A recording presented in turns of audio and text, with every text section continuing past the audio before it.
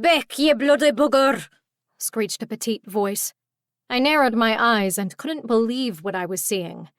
Hovering off the ground, giving off a faint golden glow, was a tiny elfin figure with butterfly wings. In its minuscule hands was an equally minuscule spear, crafted from a shard of tiny glass, a wooden skewer, and the torn threads of the curtain. "Ungird vile ogre!" I didn't know Pixies spoke French. I couldn't help but grin ear to ear at the unexpected sight. "And I didn't know ogres could speak at all," the pixie squeaked. I raised my eyebrow at that. Ogres were well known for their comprehensible, albeit crude and brutal speech. They used their handle of human languages quite effectively to conquer swaths of territory and maraud across the plains. I sighed. "So you're the one making bumps in the night." "I don't negotiate with ogres trespassing on my property." "I wasn't negotiating, and this isn't your property." "I live here, so it is mine."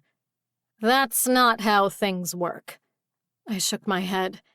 So this is what I was getting all worked up about?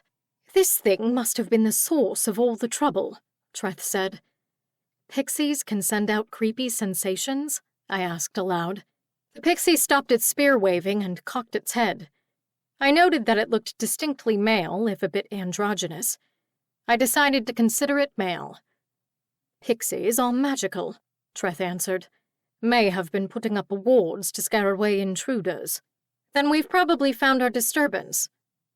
"I was wrong," the pixie squeaked. "No ogre is as mad as you." "Yeah, none," I answered in agreement. "Now, Pipsqueak, you gotta get out of here." "Bugger off, Maddie." I would have laughed, but my vision was blurring.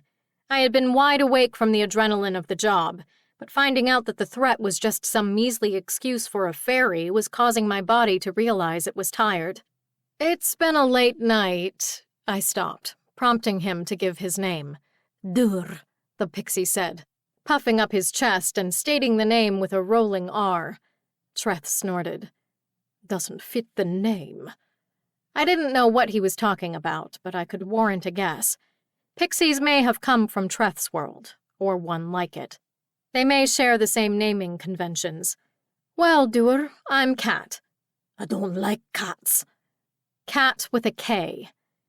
Doer cocked his head again. I got the distinct impression he didn't know how to spell.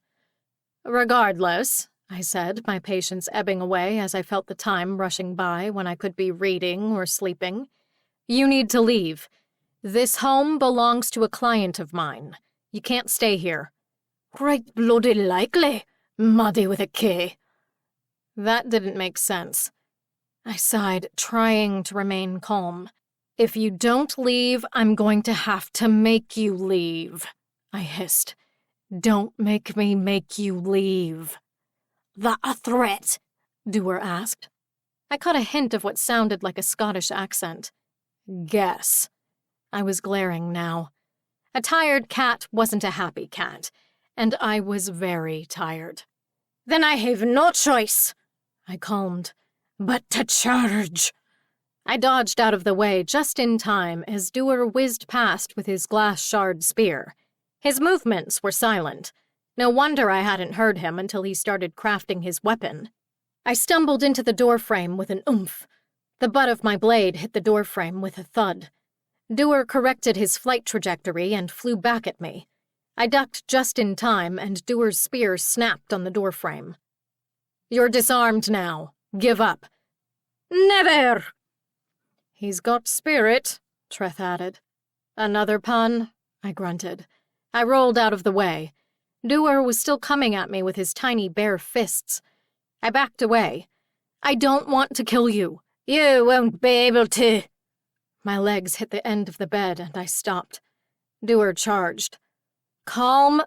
I felt a sting on my chest.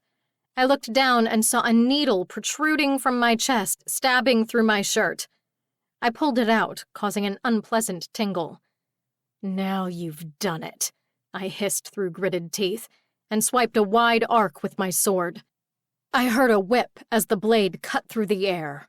Doer flew towards the roof, avoiding the cut by a wide margin.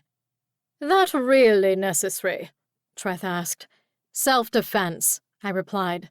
You really are an aggressor, then. Just a mad marauder marauding madly, Dewar said in a sing-song voice. He seemed to actually be enjoying this. You attacked first. And rightly so. You kicked out the real owners of this place.